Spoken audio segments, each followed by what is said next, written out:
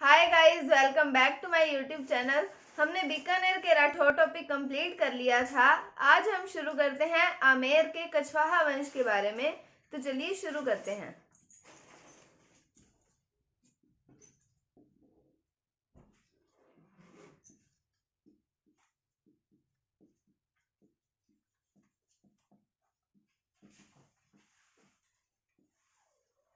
तो इस राजवंश की कुल देवी का नाम आता है जमवाय माता। तो इनकी कुल देवी का नाम आता है जमवाय माता। और हम बाद में पढ़ेंगे कि इनकी आराध्य देवी का नाम आता है शीला देवी। तो हम पहले पढ़ते हैं कि इसकी स्थापना किसने की, कैसे की। तो एक शासक का नाम आता है जिनका नाम आता है दुल्हे राय। इनका असली नाम जो है वो है तेजकरण।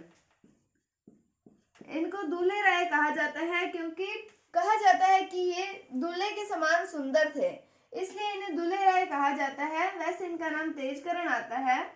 इन्होंने 1137 ईस्वी में आक्रमण किया दोसा पर और दोसा में बड़गुजरों को पराजित किया। दोसा में बड़गुजरों को पराजित किया और वहां पर स्थापना की कछवाहा राजवंश की और अपनी राजधानी बनाया दोसा को। तो कछवाहा राजवंश के संस्थापक किसे कहा जाता है? दुल्हे राय या तेजकरण को कहा जाता है।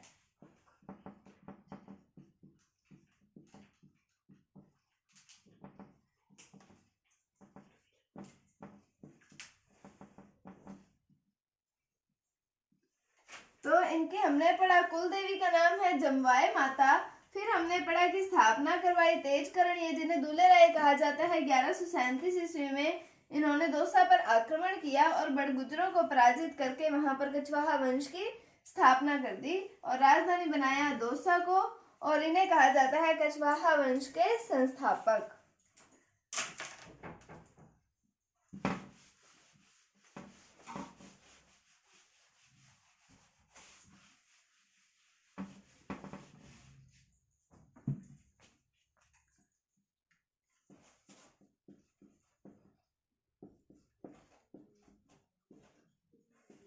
फिर इन्होंने किया रामगढ़ पर आक्रमण।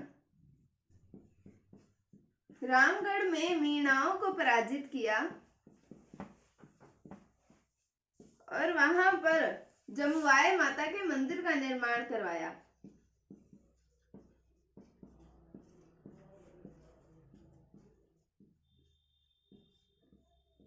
इसी कारण रामगढ़ को कहा जाता है जमवा रामगढ़ और ये पड़ता है जयपुर में। पहले हमने दोसा पर आक्रमण देखा कि तेजकरण द्वारा दोसा पर आक्रमण किया गया 1137 ईस्वी में। फिर उन्होंने रामगढ़ पर आक्रमण किया और वहां पर मीणाओं को पराजित किया और वहां पर जमवाय माता के मंदिर का निर्माण करवा दिया, जिस कारण रामगढ़ को कहा जाता है जमवा रामगढ़ कहा जाता है। ये पड़ता कहाँ पर है? जयपुर में पड़ता है।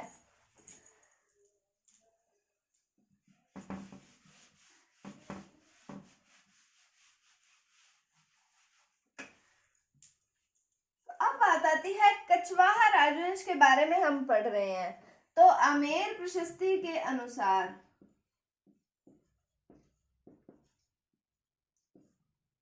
आमेर प्रशस्ति के अनुसार यहाँ के शासक जो थे खुद को रघुकुल तिलक या रघुवंश तिलक मानते थे। ये जो शासक थे यहाँ के, ये भगवान राम के पुत्र जो आते हैं कुश, उनके वंशज कहे जाते हैं। तो जो कछवाहा वंश के जो राजा हुए हैं, शासक हुए हैं, वो स्वयं को रघुकुल तिलक या रघुवंश तिलक जिसे हम कह सकते हैं, वो मानते थे कि वो रघुकुल तिलक हैं और भगवान राम के पुत्र कुश के वंशज हैं। तो पूछा जाए कछवाहा वंश के शासक किसके वंशज हैं, तो वो भगवान राम के पुत्र कुश के वंशज है। ये किसके अनुसार है? आमेर प्रशस्ति के अनुसार।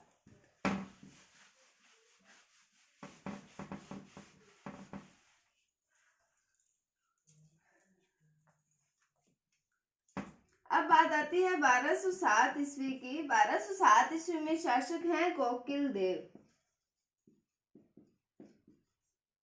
कोकिल देव जो आते हैं, कोकिल देव ने 1207 ईस्वी में किया आमेर पर अधिकार।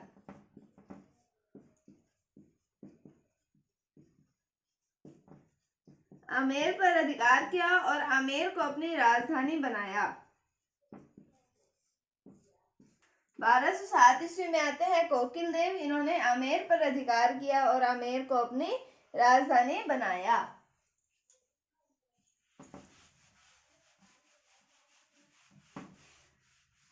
जब हमने 1527 ईस्वी में खानवा के युद्ध के बारे में पढ़ा था, हमने पढ़ा था वो युद्ध हुआ था राणा सांगा और बाबर के मध्य हुआ था, जिसमें राणा सांगा ने पाती पेरवन पद्धति का इस्तेमाल किया था। और उसमें हमने पढ़ा था कि आमेर के शासक कौन शामिल हुए थे, तो वो थे पृथ्वी सिंह कछवाहा। तो पृथ्वी सिंह कछवाहा के बारे में पढ़ते हैं हम।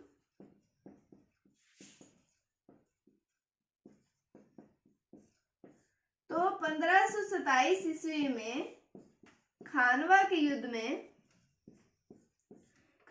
युद्ध में जो बाबर के विरुद्ध राणा सांगा का साथ दिया था आमेर के पृथ्वी सिंह कछवाहा ने, तो और फिर इन्होंने आमेर में सर्वप्रथम सामंती प्रथा का व्यवस्था की थी। सामंती व्यवस्था का प्रारंभ किया था। तो आमेर में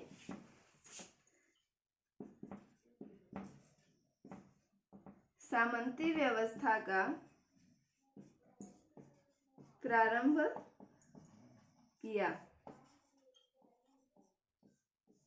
ये जो पृथ्वी सिंह कछवाहा है, इन्होंने आमेर को 12 भागों में बांटा। 12 भागों में बांटा और इन्हें कहा जाता है 12 कोटड़ी। ये इंपॉर्टेंट है। 12 कोटड़ी किसे कहा जाता है? तो पृथ्वी सिंह कछवाहा ने आमेर को 12 भागों में बांटा था, जिसे कहा जाता है 12 कोटड़ी।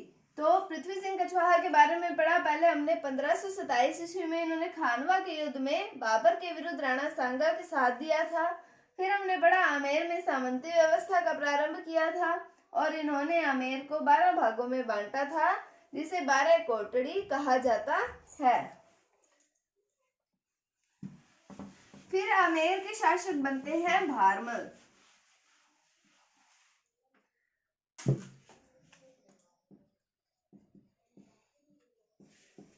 तो भारमल का टाइम पीरियड आता है 1547 ईस्वी से 1573 ईस्वी तक। तो इनके एक मित्र आते हैं जो आते हैं सांगानेर के, और उनका नाम आता है चगताई खां। और उससे पहले हम भारमल के समकालीन मुगल शासक देखते हैं कौन है। तो अकबर का टाइम पीरियड आता है 1556 से 1605 ईस्वी तक अकबर का टाइम पीरियड आता है। अब जो भारमल हैं वो अपने मित्र चगताई खां की मदद से अकबर के साथ में अकबर की अधीनता स्वीकार कर लेते हैं। कब करते हैं? 20 जनवरी 1562 ईस्वी को। तो 20 जनवरी 1562 ईस्वी को जो भारमल हैं वो अपने मित्र चगताई खां की मदद से अकबर की अधीनता स्वीकार कर लेते हैं। ये अधीनता कहाँ पर स्वीकार करते हैं? ये अधीनता सांगानेर में स्वीकार करते हैं। तो भारमल पहले शासक हुए हैं आमेर के जिन्होंने स्वेच्छा से अकबर की अधीनता स्वीकार की है। तो ये था भारमल के बारे में थोड़ा सा। उसके बाद में बात आती है 6 फरवरी 1562 ईस्वी की। पहले हमने पढ़ा है कि 20 जनवरी 1562 को तो इन्होंने अकबर की अधीनता स्वीकार कर ली। अब 6 फरवरी 1562 ईस्वी के अंदर हम पढ़ रहे हैं भारमल के बारे में। तो इनकी पुत्री का नाम आता है हरकाबाई। तो ये जो हरकाबाई है, और यहाँ पर हमने पढ़ा अकबर मुगल शासक है। तो हरका बाई का विवाह करवा देते हैं अकबर के साथ। ये विवाह प्रथम मुगल राजपूत विवाह माना जाता है कि प्रथम मुगल राजपूत विवाह किसका माना जाता है? हरका बाई और अकबर का विवाह माना जाता है। जब मैं आपको मारवाड़ पढ़ा रही थी तब मैंने आपको बताया था अंतिम मुगल राजपूत विवाह कौन सा था, तो वो था मारवाड़ के शासक अजीत सिंह की पुत्री इंद्र कुंवर का विवाह हुआ था फर्रुख शेर के साथ में, तो वो था अंतिम मुगल राजपूत विवाह। और प्रथम मुगल राजपूत विवाह हरका बाई का अकबर के साथ में विवाह हुआ है, प्रथम मुगल राजपूत विवाह।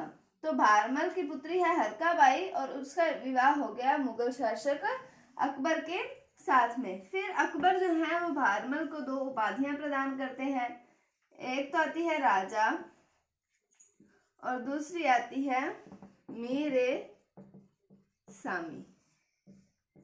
मीर सामी की उपाधि और राजा की उपाधि अकबर भारमल को प्रदान करते हैं।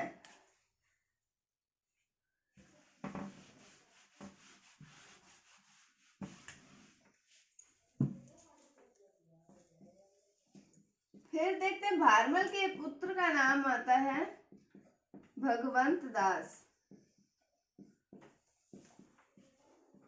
और भारमल के पौत्र का नाम आता है मानसिंह। तो जो भारमल है वो भगवंत दास और मानसिंह दोनों को अकबर की सेवा में नियुक्त कर देते हैं। तो भारमल जो है वो अपने पुत्र भगवंत दास और अपने पुत्र मानसिंह को अकबर की सेवा में नियुक्त कर देते हैं। तो ये था भारमल के बारे में। उम्मीद है आपको ये टॉपिक समझ आया होगा। अगर आपको वीडियो थोड़ी सी भी अच्छी लगी तो इसे लाइक कीजिए, शेयर कीजिए और अगर आप चैनल पर नए हैं तो इसे सब्सक्राइब जरूर कीजिए। Thank you, thanks for watching, bye bye.